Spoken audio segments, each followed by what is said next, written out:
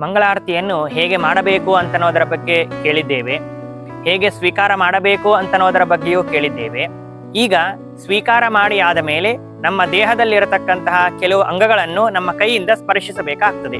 ಆ ಅಂಗಗಳು ಯಾವುದು ಅಂತಂದ್ರೆ, ಒಂದು ಕೈಯಿಂದ ಮಂಗಳಾರತಿಯನ್ನು ಸ್ವೀಕಾರ ಮಾಡಬೇಕು. ಸ್ವೀಕಾರ ಮಾಡಿ ಆದ ಮೇಲೆ ನಮ್ಮ ನಾಭಿಯ ಎಡಭಾಗವನ್ನು, ಹೃದಯವನ್ನು, ಮೂರನೆಯದಾಗಿ ತಲೆಯನ್ನು ಹೀಗೆ ಸ್ಪರ್ಶ ಮಾಡುವಂತಹ ಒಂದು ಕ್ರಮ.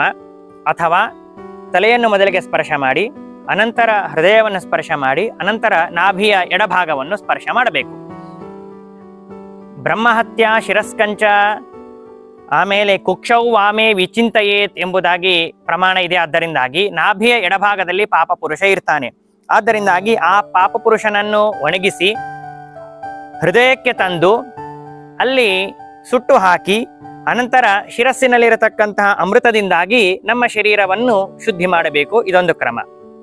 ಅಥವಾ ತಲೆಯಲ್ಲಿರತಕ್ಕಂತಹ ಅಮೃತವನ್ನು ಹೃದಯಕ್ಕೆ ತಂದು, ಆ ಹೃದಯದಲ್ಲಿರತಕ್ಕಂತಹ ಅಗ್ನಿಯನ್ನು ನಾಭಿಗೆ ತಂದು, ನಾಭಿಯ ಎಡಭಾಗದಲ್ಲಿರತಕ್ಕಂತಹ ಪಾಪ ಪುರುಷನನ್ನು ಸುಟ್ಟು ಹಾಕುವಂತಹ ಒಂದು ಕ್ರಮ.